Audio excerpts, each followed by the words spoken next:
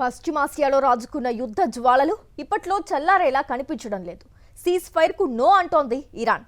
Russia, China చేసిన దౌత్య ఆఫర్ను తిరస్కరించింది. దీర్ఘకాల యుద్ధానికి తాము సిద్ధంగా ఉన్నామని ఇరాన్ చెబుతోంది. యుద్ధం త్వరలోనే ముగుస్తుందని ట్రంప్ అనగా అది తమ నిర్ణయంపైనే ఆధారపడి ఉంటుందని ఇరాన్ సైనిక ప్రతినిధులు చెబుతున్నారు.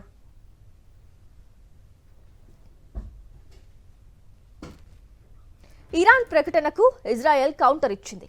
తాము చేయాల్సింది ఇంకా పూర్తి కాలేదు అని అన్నారు ఇజ్రాయెల్ ప్రధాని నెతన్యాహు. ఇరాన్ ఉగ్రవాద పాలకుల నడ్డి విరిచే పనిలో ఉన్నామని వ్యాఖ్యానించారు. యుద్ధంలో చాలా జరగబోతోందని నెతన్యాహు వ్యాఖ్యానించడం ఇప్పుడు హాట్ టాపిక్ గా మారింది.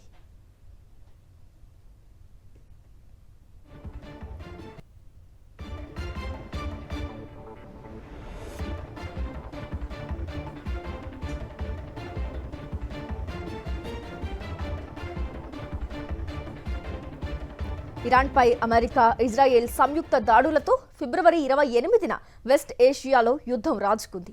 ఇప్పటికీ 11 రోజులవుతూ ఉండగా ఇరు పక్షాలు ప్రతిదాడులతో విరుచుకుపడుతున్నాయి. మరోసారి టెహ్రాన్ లక్ష్యంగా ఇజ్రాయెల్ బాంబులు విసిరింది.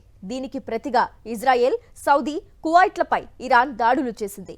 చమురు నిక్షేపాల వైపు వచ్చిన 2 డ్రోన్లను కూల్చివేసినట్లు సౌదీ రక్షణ శాఖ ప్రకటించింది. 6 డ్రోన్లను తమ నేషనల్ గార్డ్ కూల్చివేసిందని కువైట్ ప్రభుత్వం వెల్లడించింది.